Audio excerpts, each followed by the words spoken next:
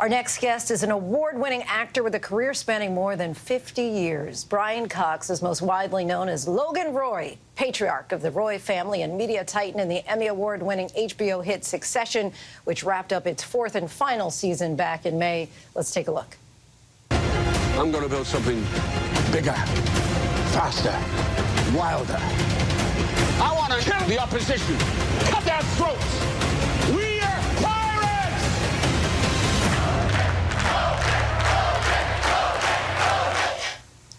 Brian Cox joins us now. Mr. Cox, what a privilege to have you here. Nice to be here. So I'm wondering, people have just been enthralled by this family drama, as you well know. When you first read the script, did you anticipate this kind of success, and what actually drew you to the character of Logan Roy? Well, actually, there was no script.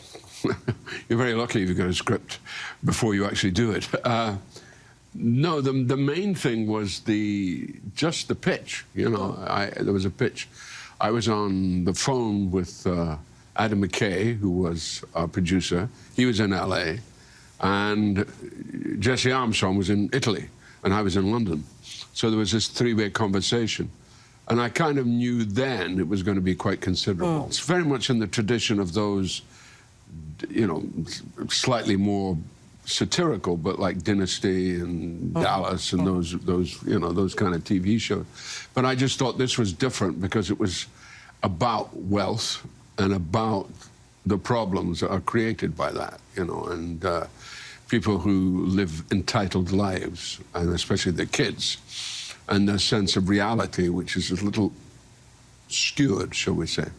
There's so much discourse around this central question of, does Logan Roy love his kids or simply love to control his kids? He loves his children.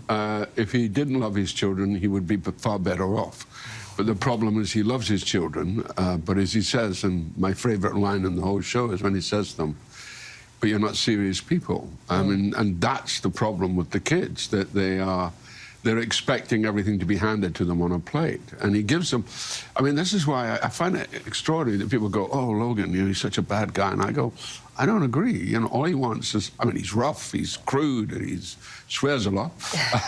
But I just said, no, all he wants is to find a successor, and he wants to find it within his own family. Succession has a whopping 27 Emmy nominations. Yeah. What does the success mean for you personally? Well, it's been, I mean, I'm not knocking it, though I do miss my anonymity. I miss the fact that, oh, you were in, no.